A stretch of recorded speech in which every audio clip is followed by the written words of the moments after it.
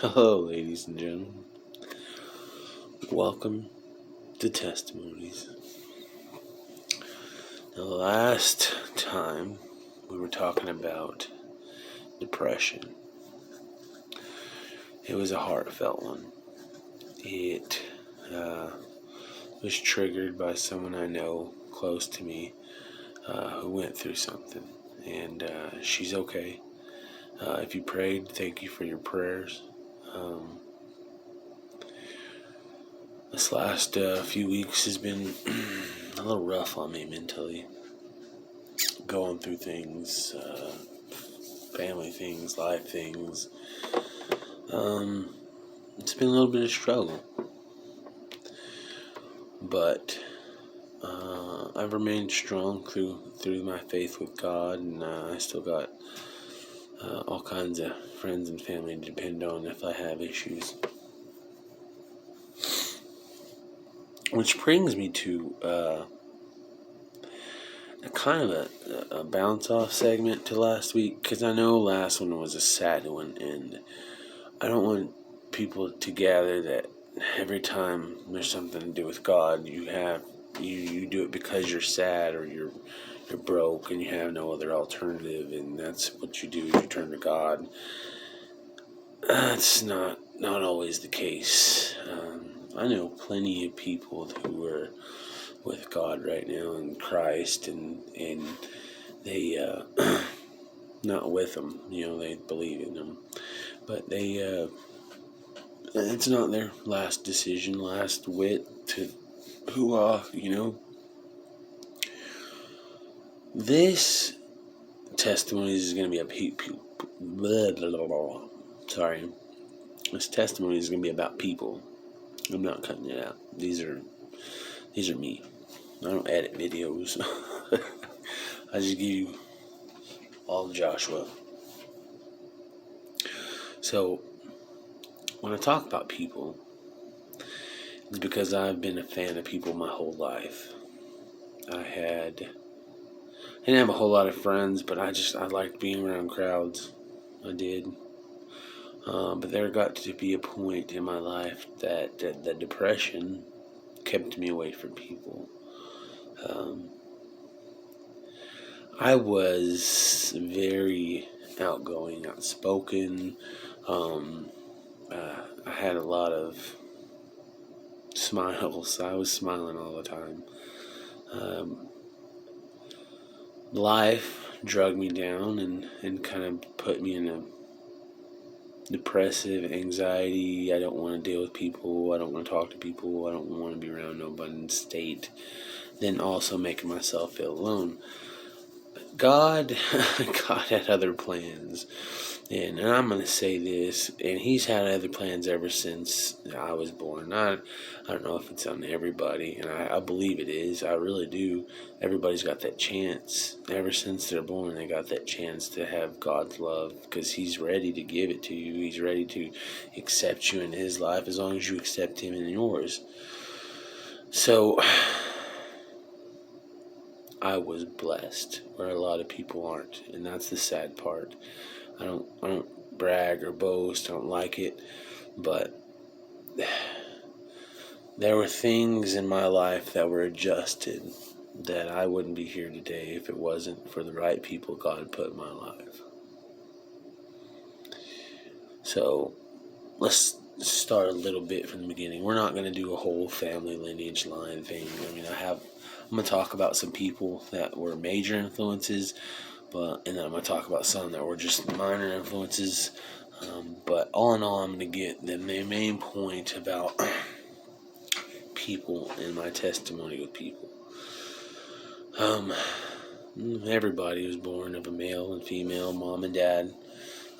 Sometimes the dad dips, sometimes the mom dips out. Sometimes the dad passes away, sometimes the mom passes away. But the result is still the same. A child is born from two people. I was born from two people, my mother and my biological father. My biological father wasn't there. He was never cared to be really in my entire life. From what I gathered.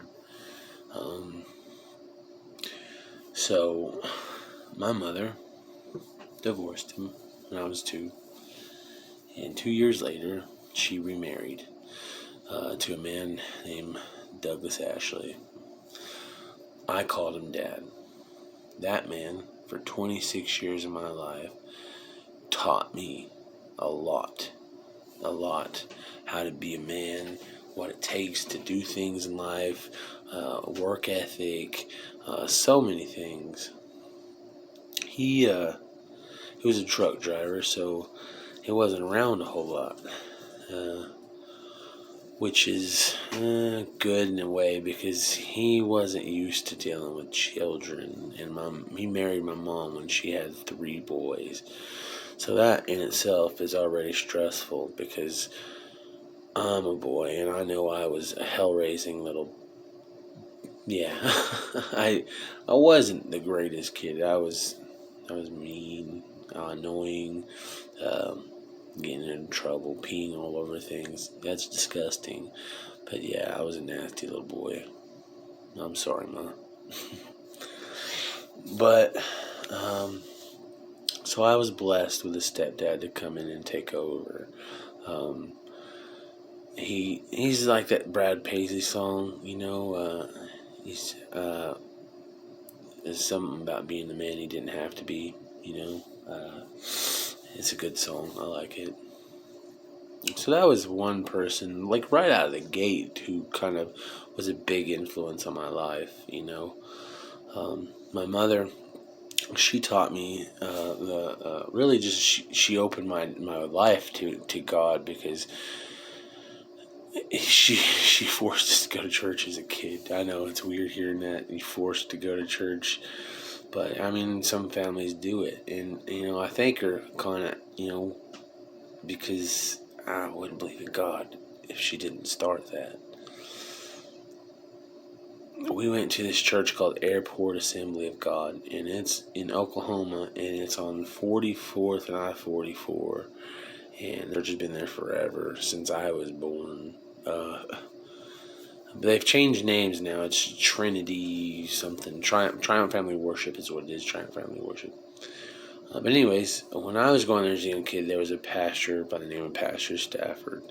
Now this man, he's your typical white, bald man with the hair that goes a wrap around. It's white. But and when he got fired up, he turned beet red and fired up. And he got fired up in the spirit, fired up. And there was sometimes that, when he was preaching, you felt like he was preaching right at you.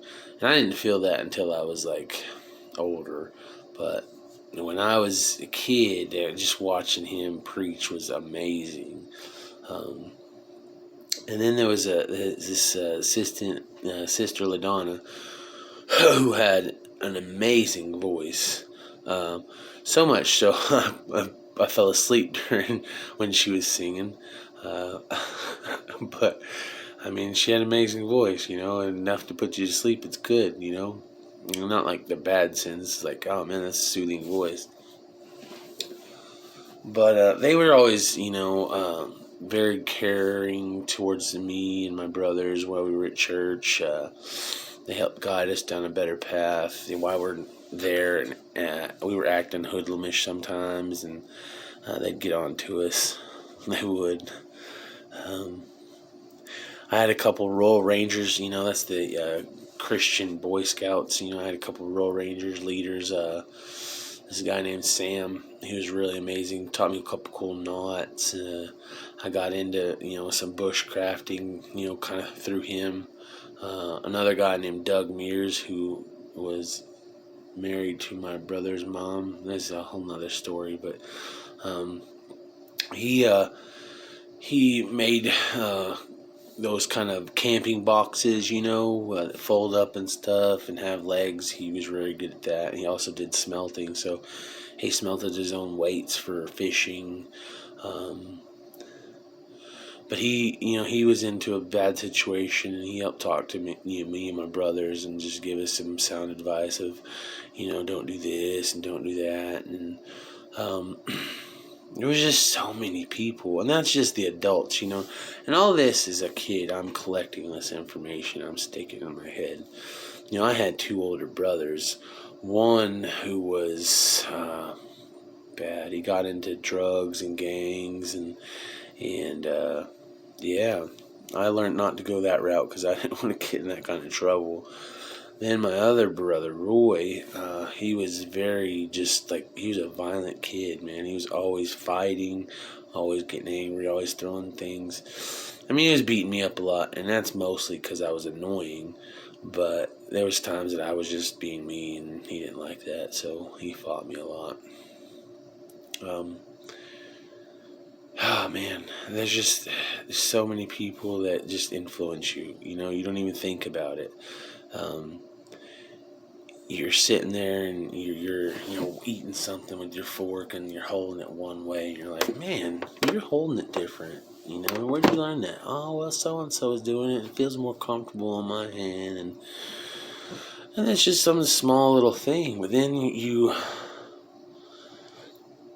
in your life, you hear certain things go on, and you start realizing who's important in your life and who's there for you, and who's just a friend from the outside, and who's really just trying to just use you. If you sit back and observe it, and it might take you a second, but if you sit back and observe it, you'll notice these people. You'll notice the bad ones quick, fast, and in a hurry. It'll take you a second to notice the good ones because they're just they're weeded in, and sometimes you don't hear from them often, and sometimes you do hear from them often. I have a friend, Ben, who I've known since 6th grade. Yeah, 6th grade. Now, I didn't talk to this man for years. And we used to run around school chasing each other, playing, and we were best friends, He was Big Ben, I'm Big Josh. That's who we were, He found out my wife got sick. And like I said, I didn't talk to him for years. And he comes up to the hospital. And his first thing is he goes to the bathroom and takes a fat dump. Yeah, and I didn't see this man in years, and his first thing is to come into this hospital room, say, "Hey guys, how are y'all doing? It's cool. Nice to meet you, Heather. I gotta go to the bathroom." So he goes and takes a dump, and I'm sitting here talking to Heather. I was like, "Yeah, that's good." So he comes out, man, and it was good to see him, and it was good that he was there, and it's good he showed up because he showed that he loves me as a brother, and I love him as a brother, and man, he's been an influence in my life too. He showed me some errors of my ways, and I kind of changed a lot for him to help us out.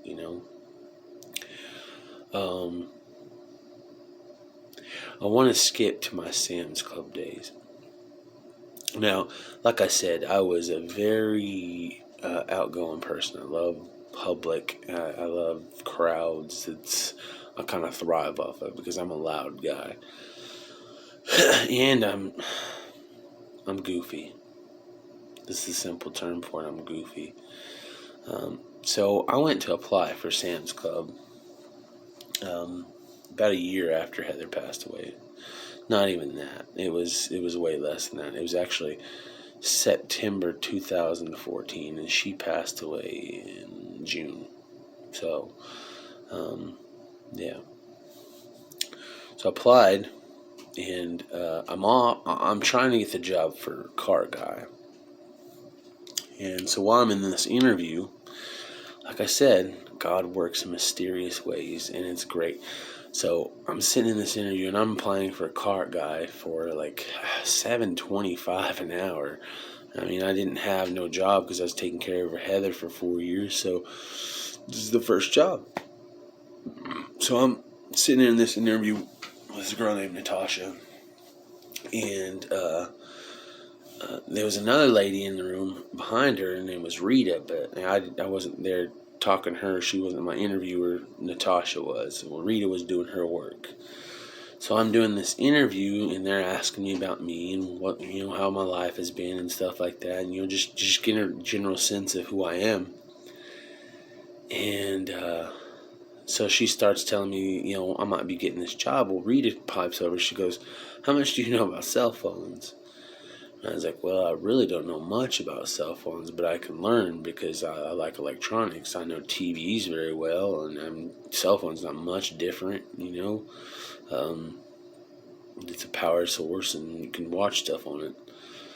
And she's like, "You think you can really learn cell phones?" It's like, "Well, you put a piece of paper in front of me, I'll read it. That's about all I can do." And so she kind of comes over and sits down next to Natasha, and she goes, "I'm sorry, Natasha, but this man seems like he needs some more money than $7.25." And she's like, I need an associate." So she offers me $9.25 an hour, and Natasha's like, "It's all right, you're hired, I guess." And so they send me to do a drug test and everything, and I come back, I get the job. So I start working cell phones. And I've been a cart guy before at Buy for Less, and I wouldn't have minded the work, but see, I went to cell phones where you got to be business casual. I'm a t-shirt and jeans guy through and through. But I put on that button-up shirt and dress pants and dress shoes, and I felt pretty good. I did. Felt sharp. But I got to talk and interact with these members at Sam's Club, and it was awesome. I got to just talk to them and be me, and I can read people. It's always been me. I'm a perceptionist, so I can, I see a certain person. I'm gonna know what kind of cell phone they're looking to buy. I know I got that gift. So I did well, selling a lot of phones over there, and they liked my exuberance. I guess that's the word you'd call it. And so I got promoted after 6 months of being at Sam's Club into supervisor over some cashiers. About 22 of them. I mean, it wasn't just me. There's about 5 or 6 supervisors that all hover the cashiers and take care of them, but they all work different shifts. So I got the promotion, and I was enjoying it. I was kind of enjoying this roller coaster that I'm going on. I ain't never been good at a job, and here I am working Sam's Club, and in 6 months I got a promotion. And in this time, I meet quite a few people that are influenced in my life. One of the people I met, his name is Sky Harris. He also has a YouTube account, and it's called Sky the Bible Guy, SKYE as in Sky, not SKY. He does, he's supposed to be doing some Bible videos, and he just hasn't had time to do it yet. So Sky, we're waiting if you're watching. He don't watch my videos. I don't know why. Anyway, so I met Sky, and Sky's an odd fellow, but I love him, and I can say he's odd because he calls me odd all the time. We kind of got this great relationship. The first time I really met him, it wasn't really the first time. It was one of the first few times because I was his boss. He was a cart guy. We're in the break room. I'm in the break room watching TV, and he comes up to me, "Hey, Josh, you want to be my friend?" And my response is, I'm messing with him all the time. I was like, "No, why would I want to be your friend?" He goes, "Because I'm cool." And, Sky, you ain't that cool. He goes, "I'm cool enough to make a rap." I was like, "Really? You made a rap? Let me hear it." And now, there's a part in the song Rap God, and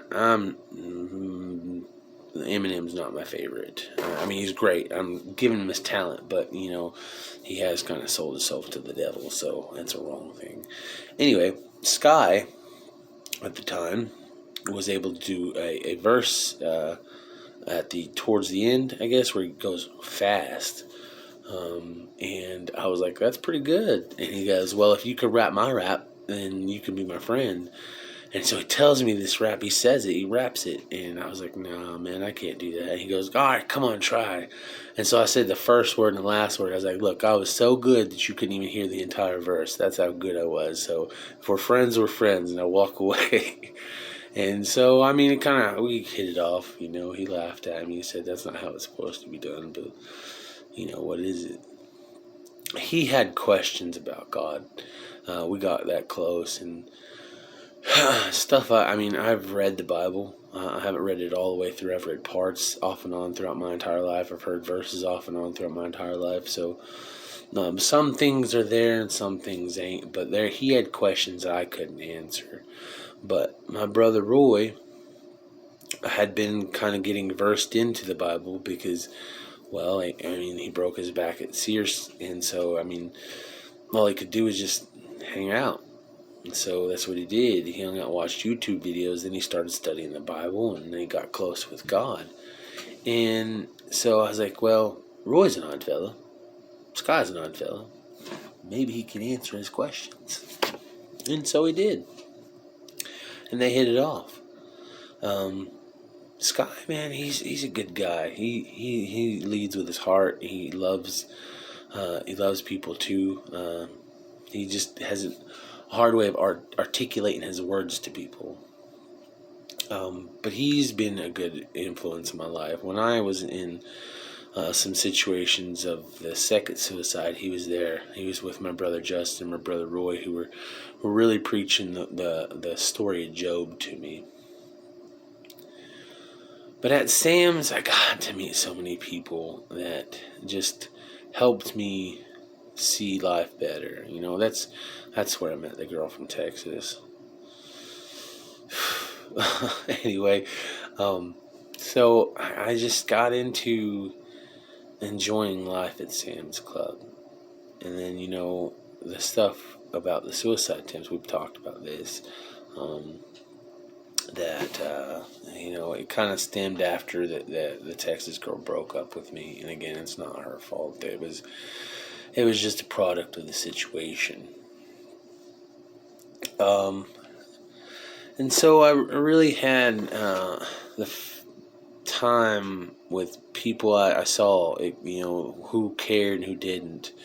Some didn't understand the suicide attempt. They thought I was being selfish and thought I was being an idiot, which I was being an idiot, but I wasn't being selfish. At the time, I thought I was doing good for people if I take myself out of this world. But then I realized, yeah, I'm just not right, you know? But there was people that were there all the time. All my brothers were there. Not really all of them. I said there was just two that, you know, they're off gallivanting in the world doing their thing. And, you know, let them do it, you know. I love them. But I had two that were there, Roy and Justin, and my brother John. He was kind of upset at me, but eventually he just told me he loved me, and he's there if I need him.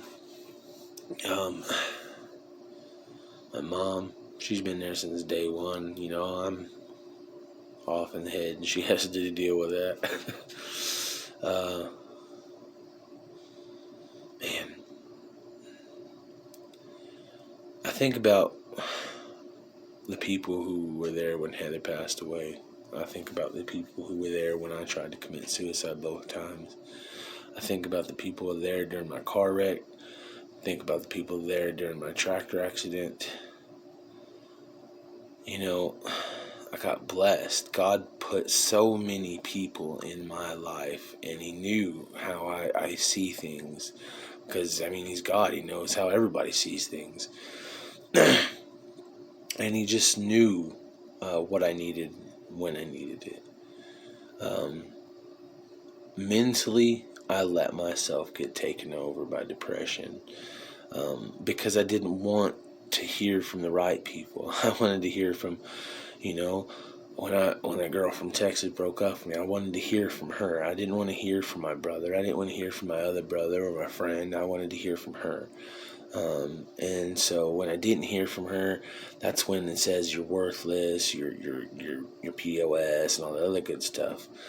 But then, you know, He puts people in your life and you're kind of half blinded through the depression. And then the second time the suicide attempt comes, then it's you need to hear a story.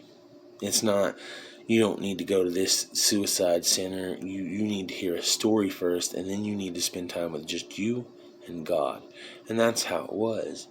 And so on that trip to the suicide center, I had 3 people in that car with me. It was Sky, Roy, and Justin. Now, that's not to say that other people wouldn't have been there, but that's saying those three were there at that moment.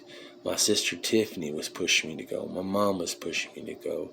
My mom's boyfriend at the time was pushing me to go. All these people were cared enough about my well-being that I needed to go. And so in that car, I heard the story of Job. And that's what led to all that thinking inside the suicide center. And not to mention in there, I meet more people the second time than I did the first time around that also inspired me to do better in life. Also inspired me to get right with God.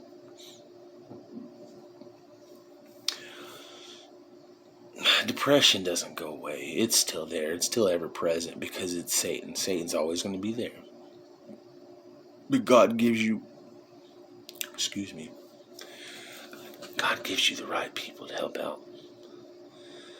You know, if you're going through something, is there a parent that's available? Is there a friend that's available? A cousin, a brother, a sister, a counselor, a pastor, a cop, anybody. There's suicide centers that's there that help out. There was a guy I met while I was in Metro Tech. This is further back than Sam's Club. This is before I even met Heather. That's a teacher named Jim Clark, and he helped me stop getting so aggressive about things at first, like fighting for no reason. That was the last time I fought in Metro Tech. I was like 20 years old. This is the last time I fought. I fought over a radio station because this guy changed the radio station I was listening to. I got upset, and I shoved him, and he shoved me back, and we started swinging fists. And my teacher, Jim Clark, he comes up to me, and he says, "Josh, what are you doing?" I was like, "I'm fighting this guy, and if you let me finish, I'm going to finish him." And he's like, "But why are you fighting?" I was like, "Because he changed the radio station." And he said, "Are you really fighting over a radio station? Boy, what's wrong with you?" I was like, "It's not the radio station. It's that he changed it, man. I was listening to that. He just thinks he's a bulldog." He said, "Whether he's bulldogging or not, you're fighting over a radio station. That's ridiculous." And, it kind of got me to thinking that maybe he's right. Maybe I'm just kind of just being a pig-headed dude just fighting for no reason. I mean, there's none. Why would you fight? I mean, it's a radio station. Put some earbuds or something in, right? I mean, there was none at this time, I don't know. This video, I want to talk about all the people in my life because there's so many, and I want people to sit back and realize all the people that they have and how often you text them. I have brothers that I don't talk to. I have sisters I don't talk to, cousins I don't talk to, friends I don't talk to. Ben, I don't know, remember the last time it was that I messaged Ben, and that man has been in my life for a long time. His birthday is December 20th and mine's December 19th, and we were born the same year. That's pretty awesome. That's God showing us you can have a friend out there. You just kind of message them. So I'm sorry for letting life get me busy and I don't message all the people I need to. I love you all. Anybody who wants to talk, I'm available. I really am. It's nothing to, pick up the phone and text. I'd rather call. I'm old school like that.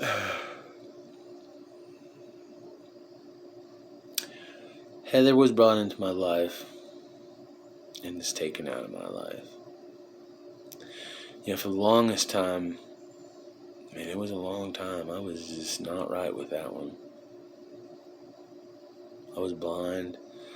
I fell in love with women I shouldn't have fell in love with after her death because I wasn't ready.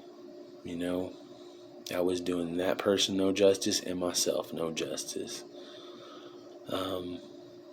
So if I've hurt anybody, I'm sorry. I was unintentional. I'm just a man who makes mistakes, who's an idiot almost constantly, and who's trying. He's trying his best, you know. That's what these are for, these testimonies, because that's all we can do is try our best.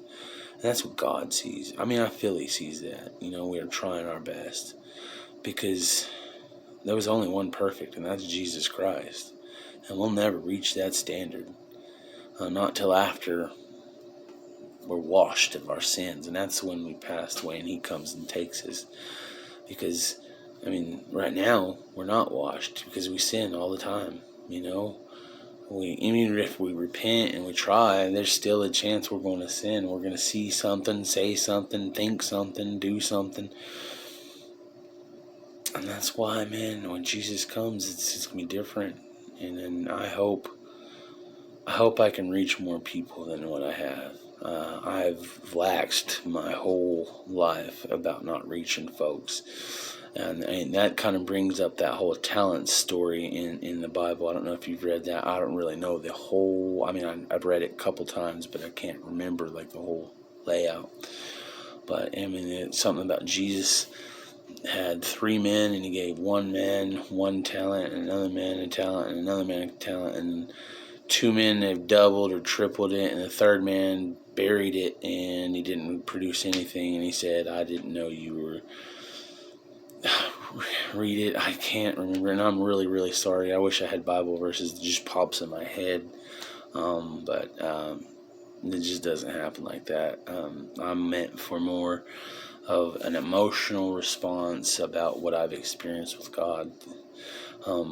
Sky, the Bible guy, once he starts putting stuff out, I'm going to give him these things so he can start putting it out, and I hope we can do a collaboration again.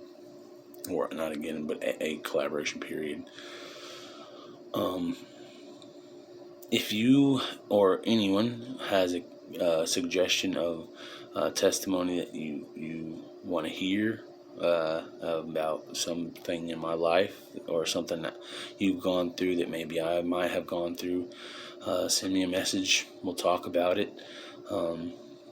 Like I said, I'm still working on getting a couple more videos established, and then I want to bring in another person, let them talk, and maybe a couple other people, because I'm just one of millions of Christians across this world who's went through all kinds of different things in their past, and struggles, and just came to Christ and realized the truth is God. And I'll stay that's my course.